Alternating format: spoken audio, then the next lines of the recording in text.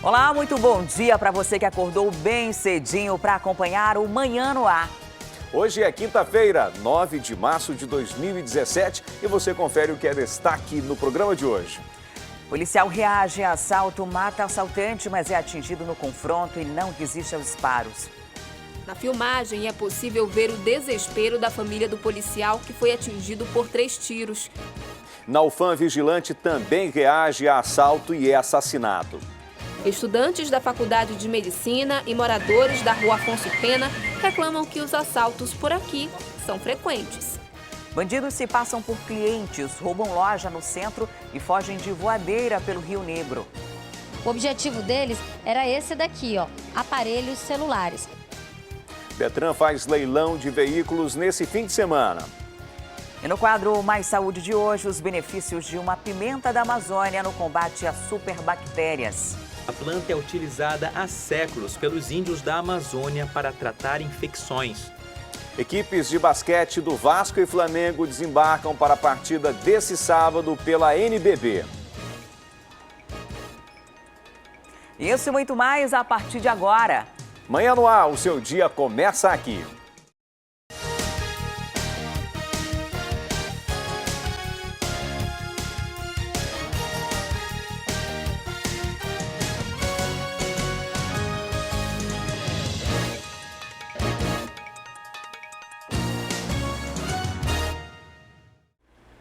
São 6h04, nós estamos ao vivo e você pode participar do programa Manhã no Ar, mandando sua mensagem de áudio ou de vídeo para o nosso WhatsApp, que é o 99225-8767, 99225-8767. Entra também na nossa página no Facebook e interage conosco por lá também.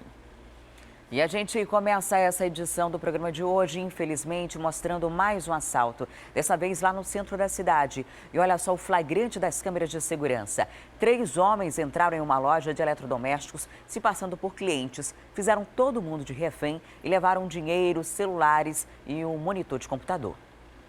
Eram quase 6 horas da tarde quando os 2 assaltantes entraram nesta loja de eletrodomésticos que fica na Rua dos Barés, no centro da cidade. O objetivo deles era esse daqui, aparelhos celulares.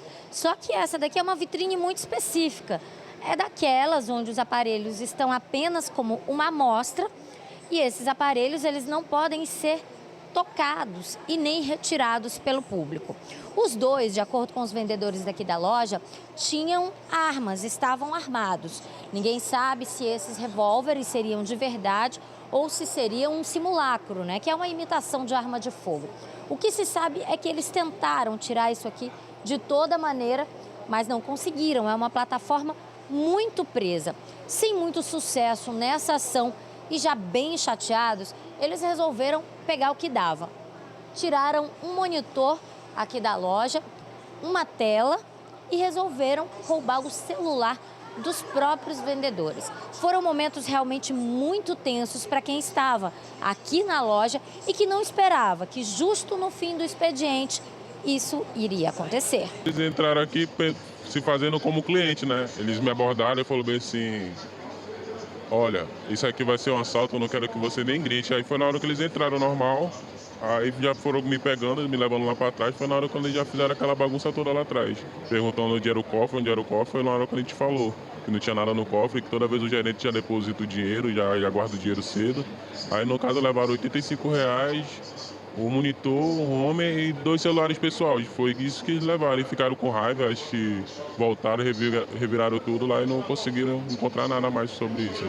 Depois de levar alguns objetos dos funcionários e de tentar assaltar o dinheiro da loja que não tinha porque era fim de expediente, os assaltantes acabaram fugindo. Eles saíram por aqui, Desceram na rua que fica bem ao lado do Mercado Municipal Adolfo Lisboa e entraram em uma voadeira. Fugiram os 2 pelo rio. Mas ainda assim, a polícia, que hoje, na quarta-feira de manhã, resolveu fazer uma varredura por essa área, conseguiu prender um dos suspeitos. Sim, porque nós temos fotografia, é um suspeito, é uma pessoa quanto mais que já praticou outros delitos. Então o que acontece? Quando a gente não consegue, quando a vítima não consegue reconhecer por uma fotografia, a nossa ideia é buscar esse autor e trazer para que seja feita uma cariação. Essa pessoa que foi detida, ela vai ter ainda ali aquele momento onde as próprias pessoas aqui da loja vão ver se era ele ou não era ele. Nós conversamos agora com as pessoas que olharam para eles durante o assalto e eles estão ainda em dúvida. No caso de dúvida, nós não fazemos o reconhecimento imediato. E, delegado, mas isso quer dizer então que o caso está bem encaminhado, né? Sim, nossas investigações, como eu estou falando, assim que nós tomamos conhecimento do fato, já fizemos incursões, inclusive pelo Rio, em busca dos autores.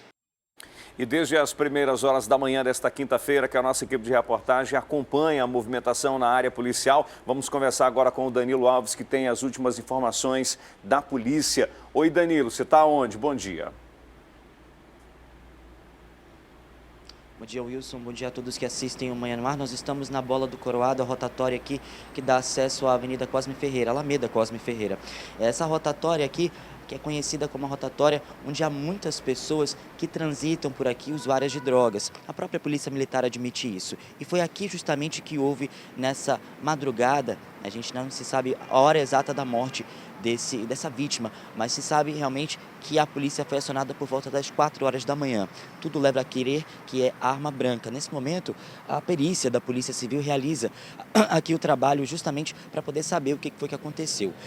Foi um funcionário aqui, nós estamos aqui próximo a uma estação de tratamento de água que fica aqui na Bola do Coroado, e aí uma pessoa que realiza o patrulhamento aqui da área, no caso uma pessoa terceirizada, viu por volta das 11 horas da noite um corpo estirado bem ali, ó, onde está ali a maleta da perícia criminal, e verificou, pensou que fosse uma pessoa dormindo, já como aqui existem muitas pessoas que são moradoras de rua, que também são usuárias de drogas, enfim. Quando deu 4 horas da manhã, no caso desta quinta-feira, ele viu de novo esse rapaz, esse corpo, né, que na verdade é o corpo de um homem, ainda não se sabe aí, na verdade, entre 20 a 30 anos, e aí quando ele viu que estava chovendo e ele não estava se mexendo, viu mais de perto, e aí ele viu realmente a poça de sangue lá e viu que ele tinha sido atacado. Ele recebeu facadas no pescoço, né? Ele ficou estirado bem ali, logo depois o Instituto Médico Legal foi acionado para poder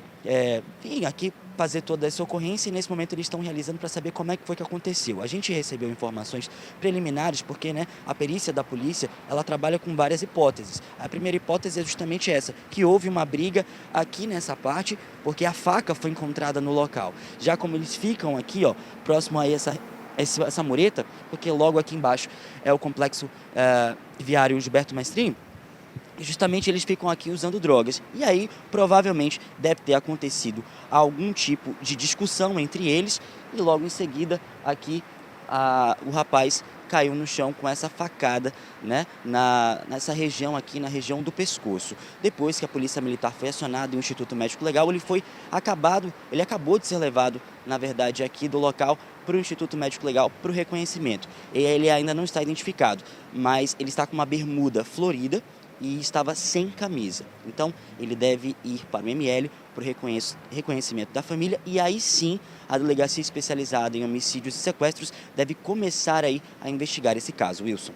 Agora, Danilo, logo na madrugada, quando a gente passou pelo local, tinham cerca de 3 viaturas da PM aí nessa região. Tem alguma dificuldade ainda para o trânsito, algo do tipo, ou por enquanto o trânsito no complexo viário está tranquilo? Bom, como ainda é muito cedo, por volta das 6 horas da manhã, o trânsito começa a ficar mais carregado já para as 6h30, né? As viaturas da Polícia Militar acabaram de deixar aqui a Bola do Coroado porque foram acionadas bastante cedo, como eu falei, umas 4 horas da manhã. Mas não significa que por conta dessa situação o trânsito fique complicado. Mas com certeza, né, logo daqui a pouco, mais umas 6h30, 7 horas da manhã, que o trânsito começa a ficar realmente mais carregado, independente dessa situação aqui, os agentes do Manaus Trânsito, como a gente vê todos os dias, vêm aqui para poder controlar o trânsito. Infelizmente, essa situação aqui é mais uma situação que acontece na nossa cidade, como a gente vem falando todos os dias, no último fim de semana, como a gente falou, dos 10 dias, do dia 25 para o dia 5 de fevereiro, foram mais de 30 homicídios. No fim de semana foram 7 mortes. Agora aqui, mais uma morte aqui, numa área, né, que deveria ser uma área mais patrulhada pela polícia. Enfim, a gente deixa aqui o questionamento. Só se sabe que o rapaz, que tem aí a idade entre 20 e 30 anos, foi levado para o Instituto Médico Legal para o reconhecimento da família, e a Polícia Militar, também que foi acionada, deve encaminhar esse caso para a Delegacia de Homicídios. Então tá certo, Danilo Alves trazendo informações da área policial. Ô Danilo, pede só para o seu cinegrafista dar um giro aí, não sei se é possível, só para a gente mostrar como está a movimentação do trânsito no complexo. Vamos dar um giro então, isso. Dá uma girada aí no complexo para a gente mostrar o trânsito. Vamos dar um giro então, Domingos, para o pessoal de casa dar uma olhada. Exato. Como é que está o trânsito aqui, ó. Vamos dar uma olhada aqui, ó. Olha só, essas são imagens do complexo viário Gilberto Mestrin. Por enquanto, o trânsito é tranquilo. Daquele lado ali tá vindo o pessoal da Zona Leste, né, da Alameda Cosme Ferreira. E ali segue para a Avenida Rodrigo Otávio, né, que dá acesso à Universidade Federal do Amazonas, que dá acesso ao bairro do Japim. E, por enquanto, é boa opção para você, sem nenhuma dificuldade, sem nenhum transtorno. Até daqui a pouco, Danilo. E alunos do CEMEI Nilza Godoy Melo, no bairro São Jorge, estão sem aulas porque a fiação da escola foi furtada na semana passada. Agora os pais das crianças estão reclamando da segurança no local. Essa escola aqui, ela é para a comunidade, claro. Só que o que aconteceu? No último feriado do Carnaval, houve um furto nos fios elétricos aqui da escola. E por conta disso, ficou sem aula, né? Todos os alunos ficaram prejudicados. E por conta dessa situação, as mães estão aqui agora para reivindicar quando é que voltam as aulas. Desde quinta-feira não está havendo aula. Segundo disseram que com o feriado entraram e roubaram os fiação da escola. Então, quer dizer que prejudica as crianças que gostam de estudar, entendeu? Então, a escola não tem uma proteção nenhuma, não tem um vigia para guardar durante a noite, entendeu? Em matéria de segurança, a escola não tem. Até ontem estava sem previsão de retorno, a gente começou a botar para cima porque a gente sabe como funciona o sistema. Se a gente não ficar em cima e ficar esperando, não vai se resolver o problema tão cedo. E as crianças vão continuar sem aula. A gente entrou em contato com a Secretaria Municipal de Educação para explicar essa situação para a gente. E eles disseram o seguinte, que a aula voltaria dia 9 e que eles reforçariam a segurança. E numa cidade como Manaus, muita gente precisa voltar para casa do trabalho tarde da noite. E essa é a realidade também de muitos estudantes de escolas públicas e também de universidades. Dentro dos ônibus, ninguém está a salvo de assaltos e arrastões. O mesmo acontece nos terminais de integração. A população está pedindo segurança. Esses estudantes estão esperando o ônibus no Terminal 5. Eles ignoram os frequentes assaltos e ficam conversando numa área escura do terminal. Uma lição que Juan já aprendeu. Ele foi assaltado 2 vezes, à noite, em terminais diferentes. Os ladrões levaram celular, documentos e mochila com os livros do curso. Na verdade, quando chega um certo horário, né, no terminal, o terminal consequentemente fica vazio e eles aproveitam as vítimas que estão na parada para cometer o ato, né, o delito de assaltar as vítimas que estão sozinhas esperando o ônibus. Sigrid também já foi vítima de assalto dentro dos terminais. E às vezes eles pulam a grade do terminal, né? Não aqui, mas no T1 é muito mais perigoso. De todos os terminais, o T1 é mais perigoso. Já fui assaltada lá, estava com a minha filha em torno de 10 horas da noite, né? E não tem policiamento nenhum, tão pouca iluminação. Não tem como se sentir segura dentro dos terminais. Quando nós chegamos aqui no Terminal 4, tinha uma viatura da Polícia Militar fazendo a ronda. Mas, segundo os usuários, o problema é quando não tem polícia, principalmente nas áreas mais escuras ou durante o embarque e desembarque de passageiros nos ônibus. De acordo com quem já foi assaltado, os bandidos ficam dentro dos terminais, só aguardando o momento de agir. Eles ficam nos terminais aqui, ficam nos ônibus. E quando chega no meio do caminho, eles anunciam o assalto quando esvaziam o ônibus um pouco. Até os motoristas de ônibus que aguardam a hora de fazer a viagem correm risco. A situação é difícil, como você observa, olha, não tem um policiamento aqui. Não tem, viatura tem cedo, mas a hora que a gente necessita é essa hora. Essa hora os caras entram no terminal, passam na roleta e eles entram como se fossem usuários. Chega lá na frente e vão assaltar. Situação difícil, o espaço fica aberto aqui para que a polícia possa se posicionar em relação à segurança nos terminais, assim como também a Guarda Municipal Metropolitana, que seria responsável por manter a segurança nessa área. E olha, a polícia apresentou uma quadrilha responsável pelo arrombamento da agência dos Correios lá de Uruquara. O crime aconteceu na última segunda-feira e até a Morel tem os detalhes.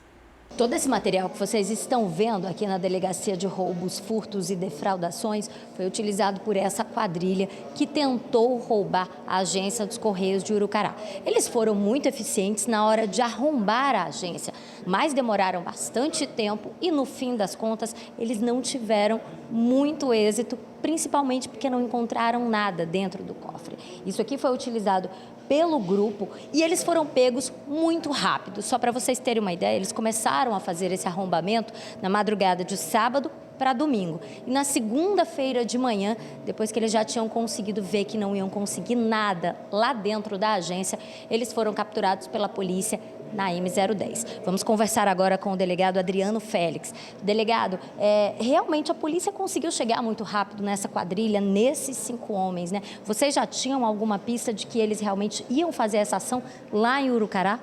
A gente percebendo que o indivíduo JC estava solto, um indivíduo esse de alta periculosidade e que já havia sido preso pela equipe da DRF 2 vezes em momentos distintos, né, no roubo da Funasa e no roubo ao Banco do Brasil em Manicoré, nós começamos a acompanhar e investigar esse indivíduo.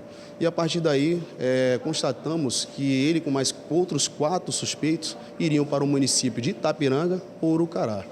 Foi quando a equipe resolveu, no quilômetro 81, esperar o retorno desses indivíduos e, com a informação da equipe do 45º DP, né, o delegado Johnny, nós conseguimos fazer esse trabalho em conjunto. O primeiro que foi apresentado aqui é o Alcides Rodrigues das Chagas. Foi ele quem passou a informação da agência dos Correios lá no município de Urucará. Depois nós temos aí o Jotaci José Souza da Silva. O Jotaci já tem passagem por pelo menos 5 roubos diferentes, é um dos mentores desse crime. Já foi inclusive apresentado aqui na delegacia por pelo menos 2 vezes por roubos, né, por crimes dessa mesma natureza. Tem também o Rosinaldo Ribeiro dos Santos, o Josué Queiroz Meira e o Edenilson de Almeida dos Santos. O Edenilson que tem também passagem por tráfico de drogas. Na verdade, o único que não passou pela polícia foi o Alcides e ainda assim esses homens estavam fora das grades e se eles continuarem assim, isso aqui, ó, volta a acontecer novamente. Dessa vez eles não conseguiram muito êxito, não conseguiram o dinheiro, mas eles podem sim, se forem soltos, voltar a cometer outros crimes. E depois de um mês de investigação, a polícia prendeu 4 pessoas suspeitas de envolvimento com o tráfico de drogas. Eles vendiam drogas em bares no conjunto Jardim Primavera, no Parque 10. A gente está aqui agora no 23º Distrito Integrado de Polícia, porque você conhece ali aqueles bares que ficam ali no conjunto Jardim Primavera?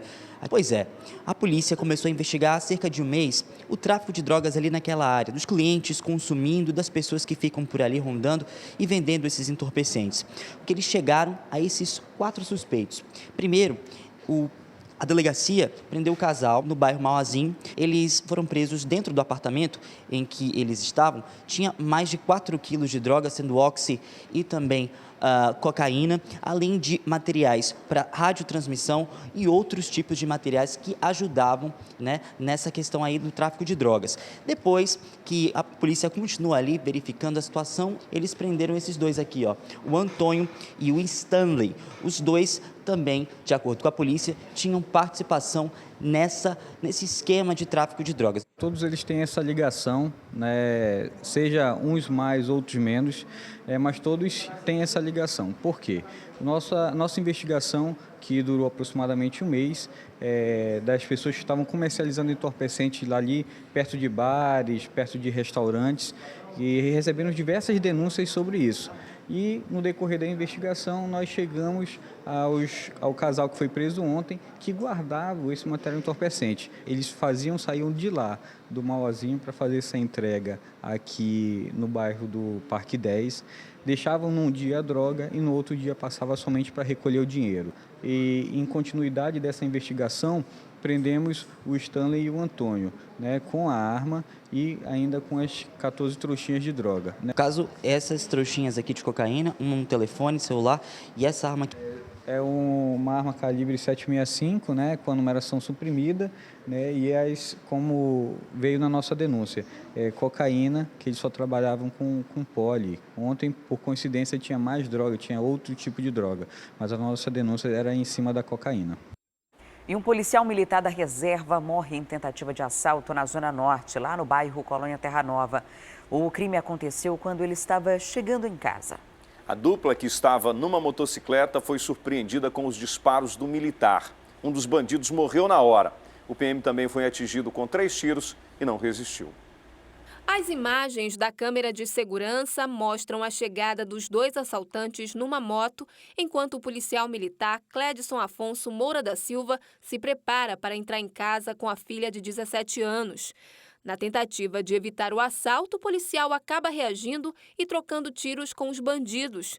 Um dos assaltantes é ferido e cai no chão enquanto o comparsa foge. Na filmagem é possível ver o desespero da família do policial, que foi atingido por 3 tiros, um no peito e 2 nas costas. Ele ainda chegou a ser levado para o hospital Delfina Abdel Aziz, mas não resistiu. Vizinha do policial, essa senhora conta que o PM era uma pessoa tranquila e querida por todos no bairro. É como se fosse um irmão pra gente. A gente está muito sentido. Uma pessoa sempre boa com os vizinhos, uma pessoa muito maravilhosa mesmo. A gente tem o que dizer, foi 9 anos vizinha dele. O corpo do bandido foi encaminhado ao Instituto Médico Legal sem identificação. Olha só, lamentável, é mais um PM morto, né? É mais um pai de família que se vai numa situação da insegurança que a gente vive na cidade de Manaus. E olha que a gente está falando de um militar, de alguém treinado para usar uma arma, de alguém treinado, né, para reagir durante uma abordagem dessa daí.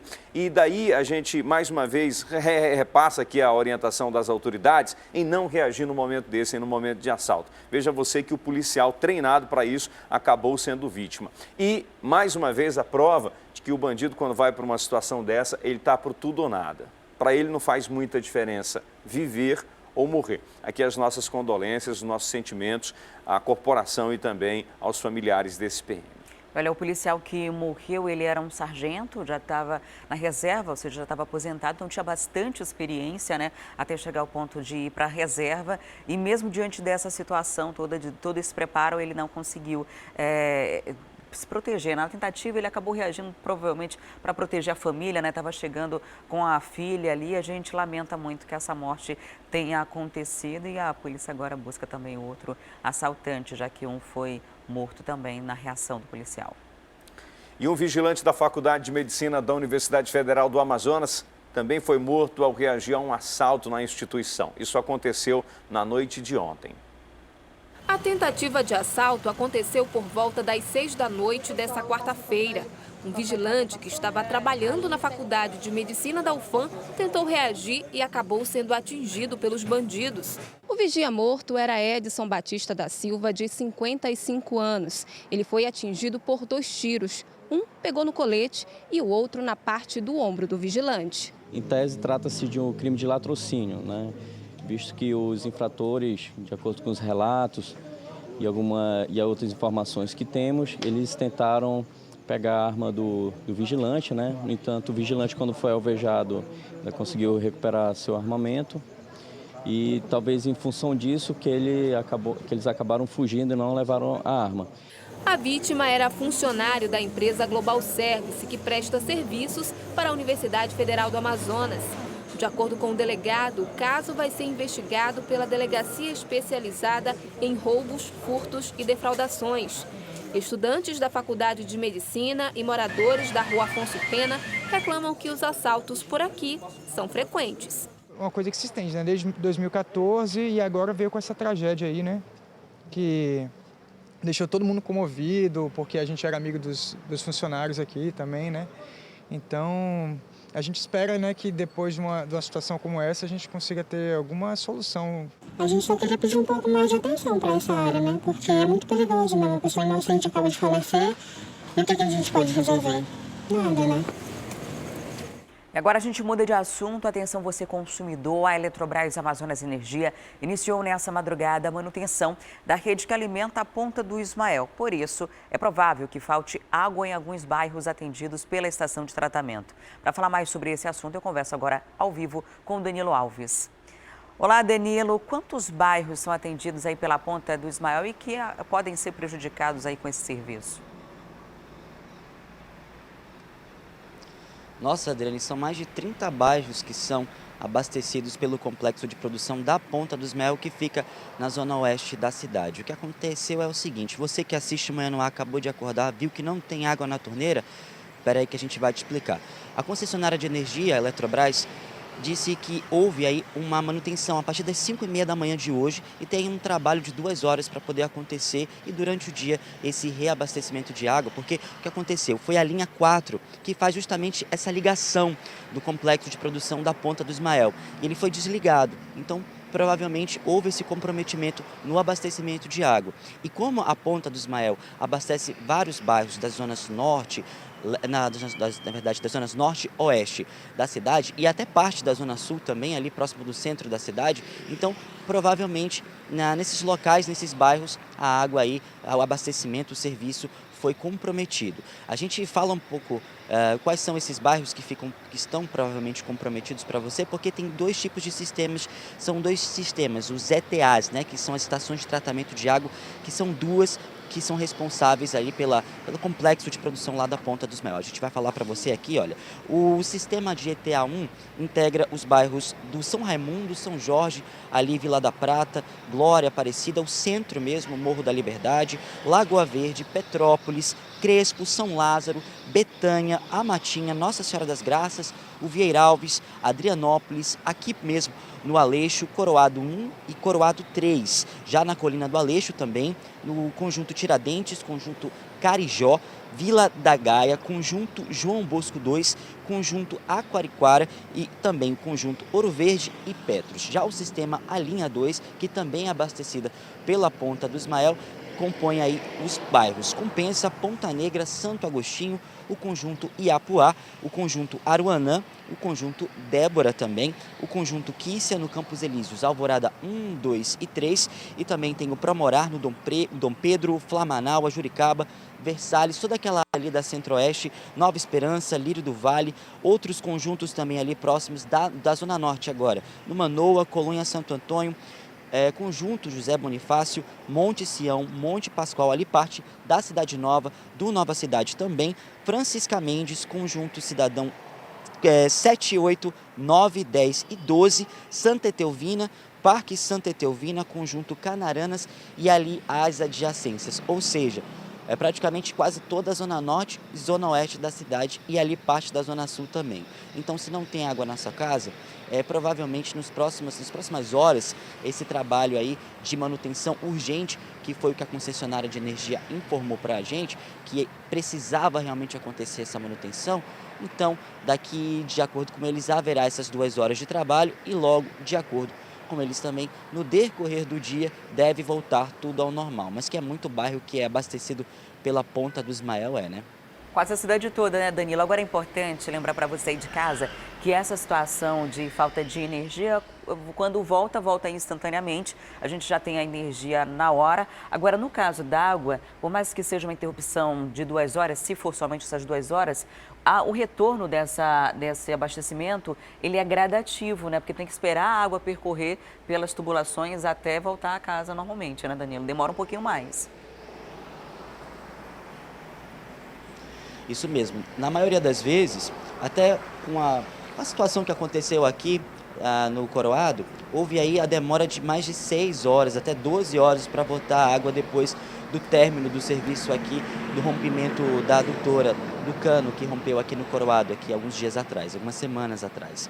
Então, no caso de hoje, se você não fez o seu abastecimento de água, a sua reserva de água na sua casa, você não foi informado sobre a situação, provavelmente, então o caso realmente é esperar durante o dia ou tentar ver se próximo da sua casa tem ali aqueles locais onde você pega a água, né? Ali pega aquela água que a gente chama, que são os canos, ali as torneiras comunitárias que ficam ali próximo aos bairros. Enfim, se você não fez a sua reserva, é bom você fazer, porque principalmente um tipo desse, porque como é um desligamento de energia e quando volta a energia, é preciso realmente de paciência, porque são vários bairros, várias tubulações, então até, como você falou, essa água chegar nos canos das casas das pessoas demora um tempinho mesmo. Tá certo, Danilo, muito obrigada pelas informações. De qualquer forma, você de casa já vai economizando água durante o dia todo de hoje para não ser surpreendido ao final dessa quinta-feira. Moradores do Prosamin, no Alvorada 1, na Zona Oeste, estão reclamando da falta de iluminação pública em um trecho da via. Segundo eles, o problema já persiste há pelo menos 3 meses. Alberto diz que já viu muitas pessoas serem roubadas aqui na rua. Tudo por causa dos postes sem iluminação. Devido ao perigo que se tornou o local, ele se vê obrigado a fechar o salão mais cedo. É ruim pra gente, né? Aí eu tenho meu salão aí também, eu corto o cabelo, aí tudo escuro em casa também. Aí às vezes tem que fechar cedo. Bom, aqui para caminhar aqui no Prosamin, nesse trecho, na Alvorada 1, é preciso o auxílio de uma lanterna.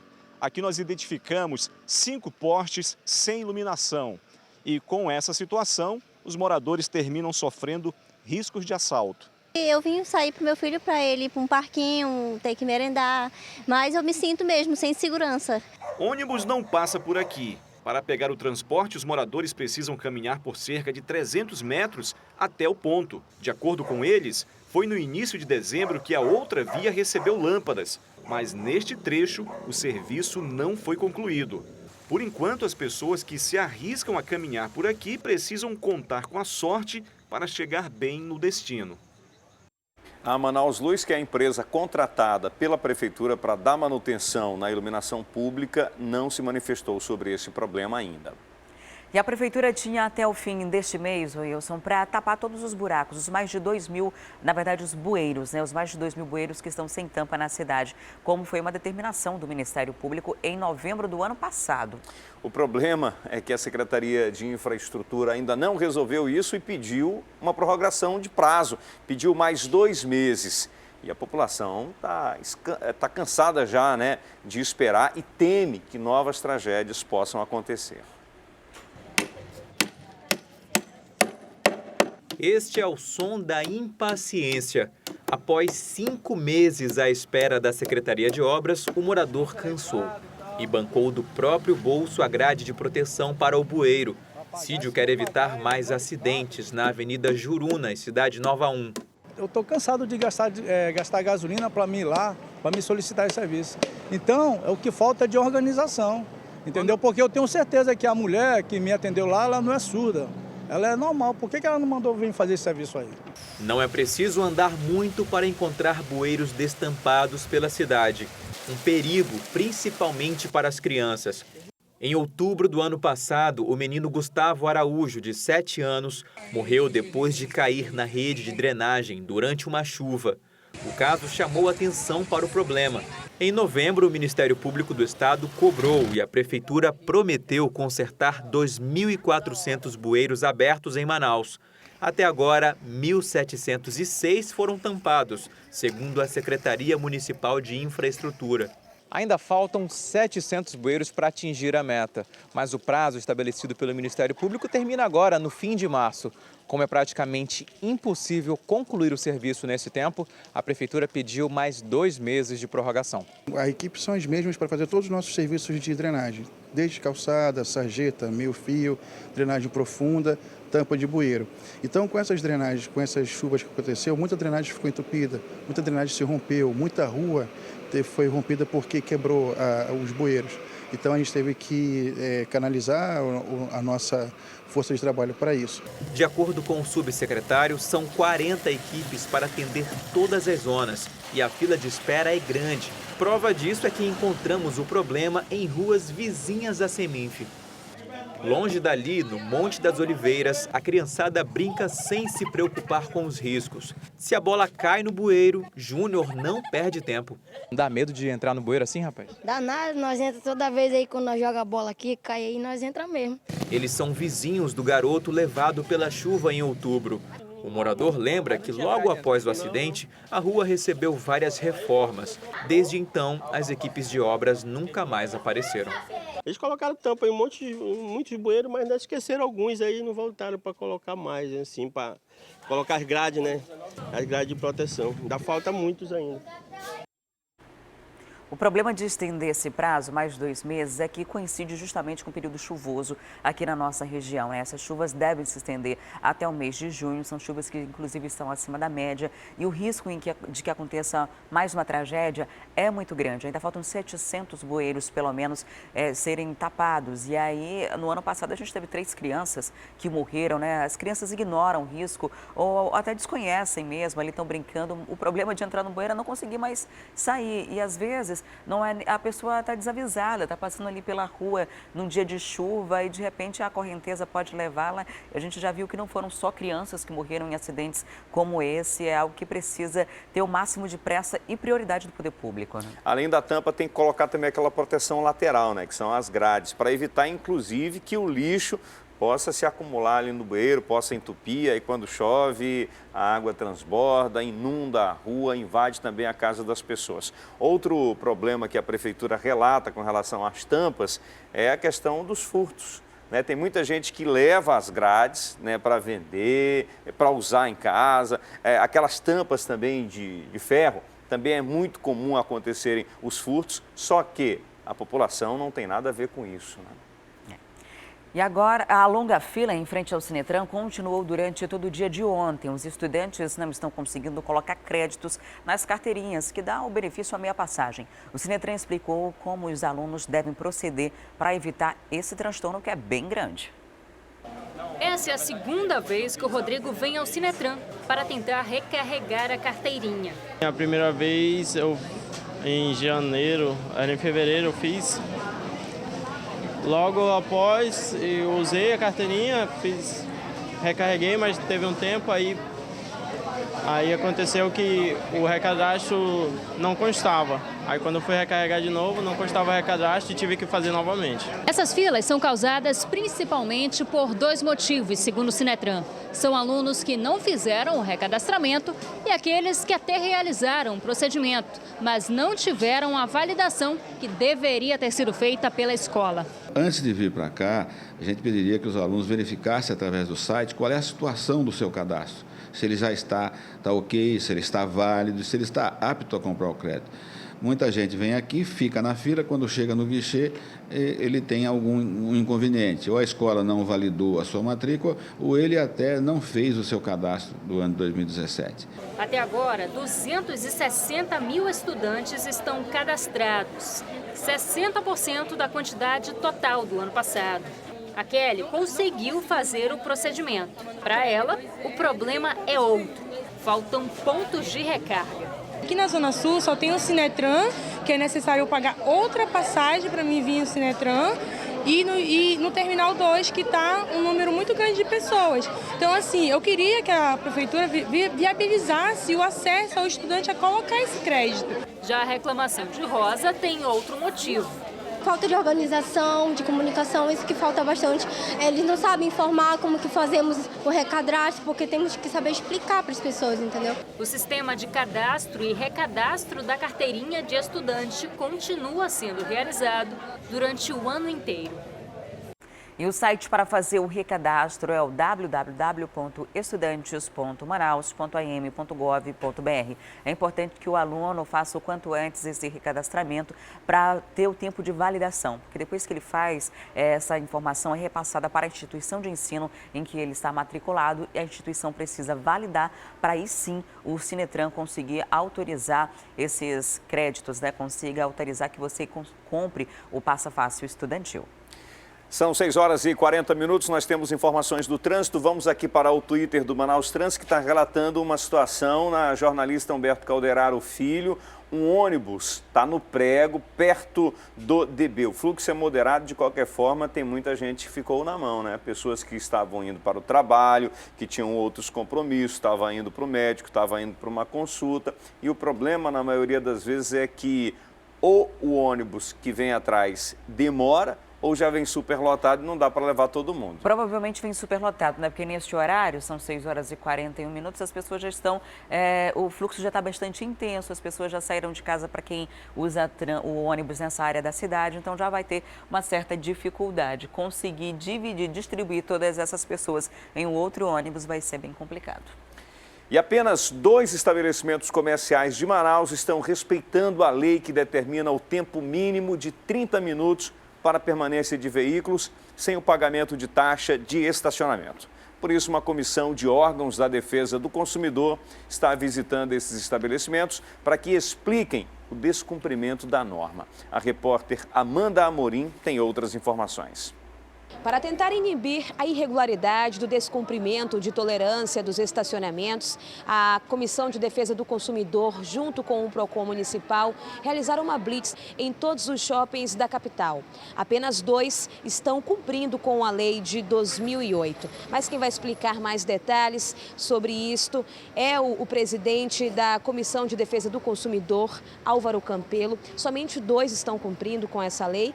Exatamente, somente 2 estão cumprindo com a lei e os demais estão descumprindo a lei número 1269 de 2008. Eles entendem que a lei 417 de 2015, que foi julgada inconstitucional, ela estaria dentro também do corpo da lei de 2008 e por isso eles estão descumprindo. Mas nós estamos fazendo o nosso papel de fiscalizar, de autuar e agora vamos aguardar esse tempo que eles terão para apresentar a defesa e depois o posicionamento da PGM com relação ao que nós estamos realizando. Essa blitz, ela vai acontecer somente nos shoppings? Vocês também compareceram aqui no aeroporto. O aeroporto está cumprindo com a lei? Exatamente, o aeroporto está cumprindo com o que determina a lei e agora nós vamos começar a terceira etapa das fiscalizações em outros estabelecimentos, clínicas, hospitais, que também disponibilizam o estacionamento pago. O estacionamento que não estiver seguindo essa lei vai ser punido? O que vai ser aplicado? A lei número 1269 prevê uma multa que se aproxima de R$10 mil.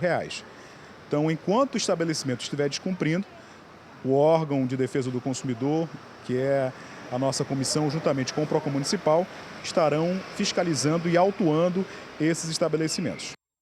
A gente reconhece aqui o empenho que os órgãos de defesa do consumidor estão fazendo, né, para reverter essa situação aí da cobrança dos estacionamentos. Agora, a impressão que a gente tem é que os órgãos não têm a força suficiente para fazer com que esse direito seja cumprido, né? O que a gente percebe ainda é uma série de procedimentos burocráticos, a Câmara encaminha não sei para quem, aí tem lá o Procon, aí vai para a PGM, aí vai não sei mais para onde, e no final das contas a gente continua sendo prejudicado, a gente continua tendo a tolerância reduzida de 30 para 15 minutos e continua pagando mais caro pelo preço do estacionamento, pela hora do estacionamento. E o difícil de entender é que existe lei, né? Existe lei que garante para a gente os nossos benefícios, os nossos direitos. A gente não tem que pagar. Mas a gente, quando vai no shopping, você fica rendido, não tem ninguém para lhe defender. Não adianta chamar a polícia nesse momento que não está resolvendo a situação. E fica uma espécie de constrangimento até para o poder público, para o poder legislativo diante dessa situação. As empresas simplesmente chegam, não vou cumprir.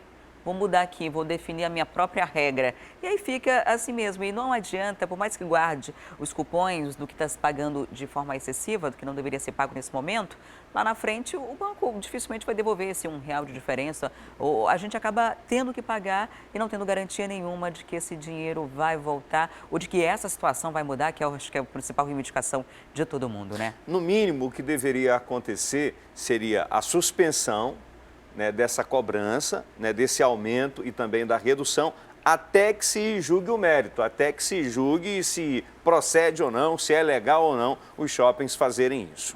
E olha, agora a gente tem mais uma informação de trânsito. Vamos aqui mostrar um flagrante do Twitter do Manaus Trans. Árvore tombada na Avenida André Araújo, próximo aos Correios. Isso aqui é no sentido Coroado, né? No sentido Complexo Viário Gilberto Mestrinho. E o trânsito fica prejudicado. O Manaus Trans já acionou o órgão responsável para a retirada dessa árvore que compromete pelo menos metade da via, né? Esse horário, o fluxo costuma ser mais intenso para quem sai da Zona Leste e usa André Araújo. Mas esse incidente aqui provavelmente aconteceu por conta da chuva, né? Nessa madrugada, deixou essa árvore tombada e causa uma certa lentidão e dificuldade no trânsito. Se você tiver algum flagrante e quiser informar aqui para a gente, é só mandar a sua mensagem com foto ou vídeo para o nosso WhatsApp. Anota aí, o telefone é o 992 25 8767. E a nossa série especial sobre a Caixa Preta do BNDES mostra hoje a República Dominicana.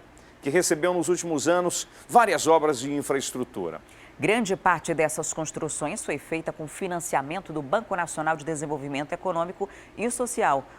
Os repórteres Lúcio Stern e Edgar Lucheta investigaram o empréstimo do dinheiro brasileiro para gerar emprego, riqueza e desenvolvimento bem longe daqui, lá no Caribe.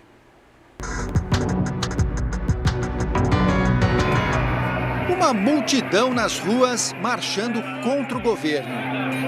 Cartazes exigindo investigação rigorosa e o fim da corrupção e da impunidade. As cenas vistas na República Dominicana em janeiro deste ano lembram os protestos no Brasil contra o governo Dilma Rousseff. Pode ser difícil de acreditar, mas tanto aqui quanto lá, as manifestações populares têm uma forte ligação. No centro dos escândalos de corrupção estão as mesmas construtoras brasileiras e o dinheiro que o Banco Nacional de Desenvolvimento, o BNDES, empresta para obras de engenharia em outros países.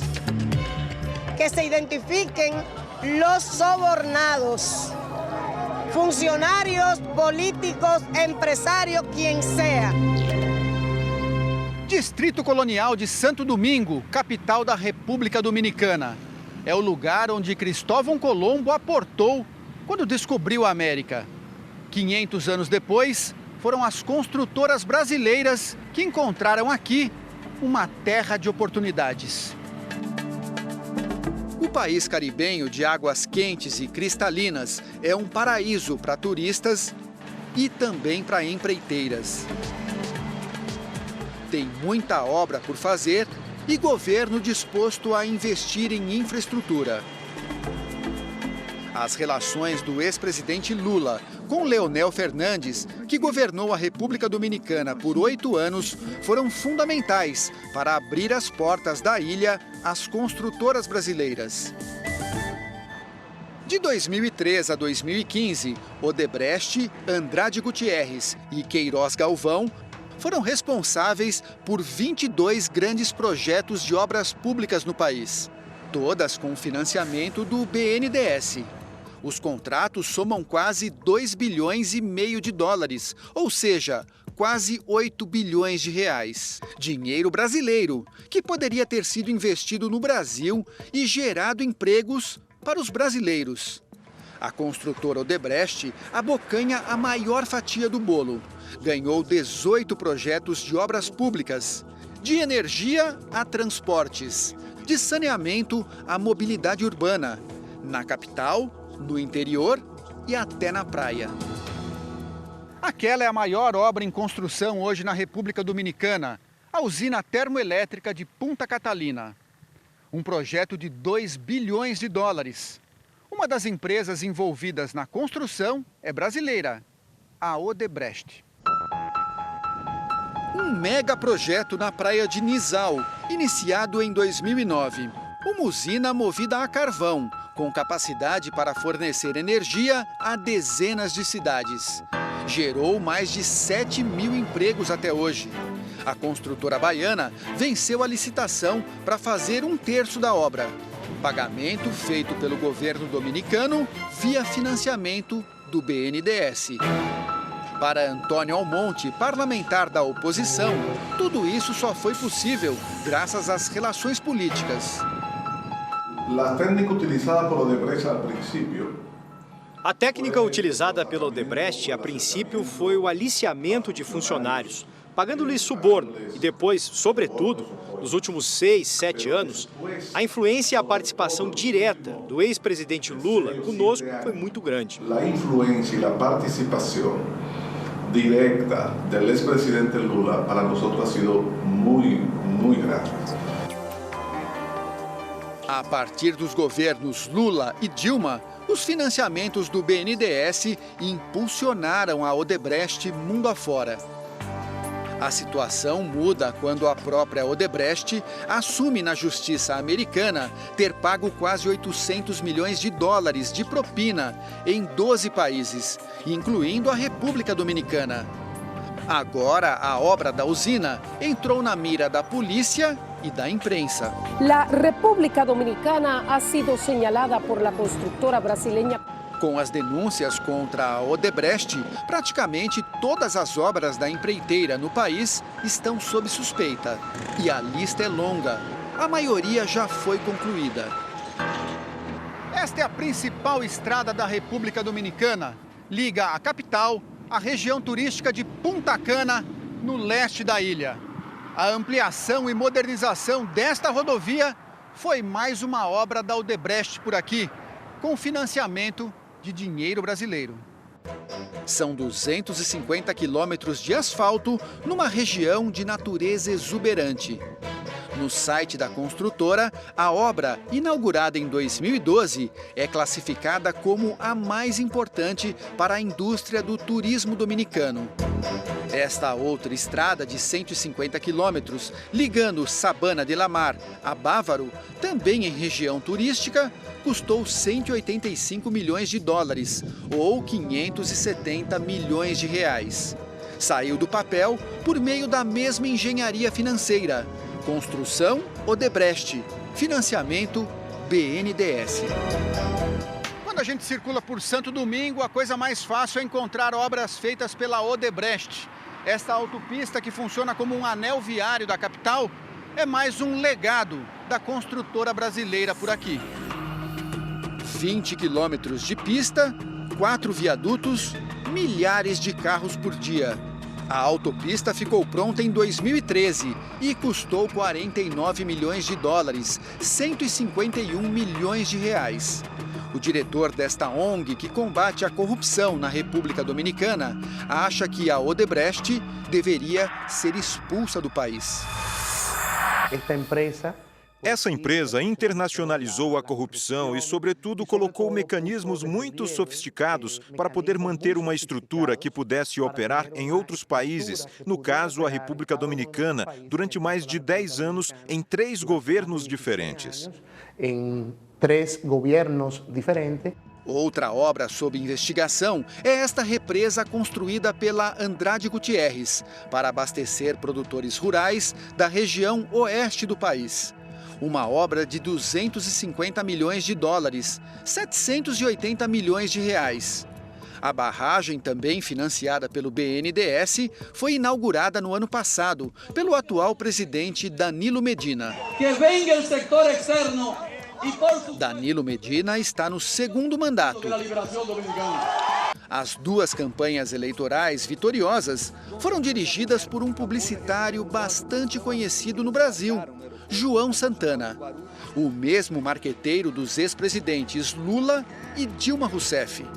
Santana e a mulher Mônica Moura tiveram a prisão decretada pela Operação Lava Jato justamente quando estavam na República Dominicana. Voltaram ao Brasil, ficaram 6 meses presos. Admitiram ter recebido pagamento de Caixa 2 da Odebrecht no exterior, por campanha eleitoral feita no Brasil. Os 2 pagaram fiança de 31 milhões de reais e agora negociam um acordo de delação premiada. No país caribenho, a suspeita é que o mesmo esquema de corrupção investigado no Brasil tenha se repetido, inclusive com os mesmos personagens e as mesmas empresas. Esse aqui é um exemplo de que, para as construtoras brasileiras, o clima nesta ilha caribenha mudou e muito. São dominicanos assinando um livro, um manifesto contra a corrupção e a impunidade. Os ativistas já coletaram 300 mil assinaturas nas principais cidades do país. Querem investigações independentes e punição aos corruptos. Estamos exigindo como cidadãos que se tornem públicos os nomes dos corruptos, que devolvam o dinheiro roubado e que sejam condenados, que se cumpra a lei. Com os 8 bilhões de reais financiados pelo BNDES na República Dominicana, daria para investir muito em saúde. Para equipar um leito de UTI, precisamos de cama, respirador, monitor e outros equipamentos. Tudo isso sairia por 90 mil reais. Veja só então a conta final. Com os 8 bilhões, seria possível instalar 88 mil novos leitos de UTI no Brasil. É só uma comparação, já que não se pode voltar atrás. É chocante porque envolve cifras milionárias, mas necessária para que se saiba onde foi parar parte do dinheiro dos brasileiros.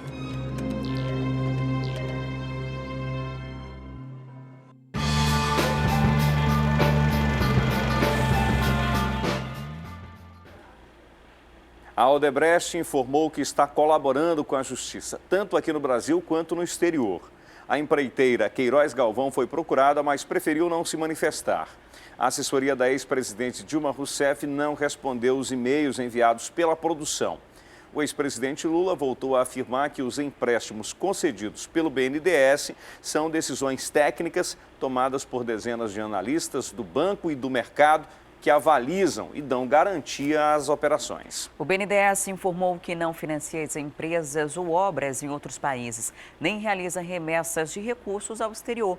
Os contratos de financiamento são estabelecidos entre o banco e os importadores no exterior, que geralmente são os próprios países onde estão sendo erguidos os projetos. Luciano Coutinho, presidente do BNDES, entre 2007 e 2016, disse que os financiamentos são feitos com desembolsos em reais e no Brasil e que todos os empréstimos têm um seguro de crédito com dinheiro do Fundo de Garantias às Exportações.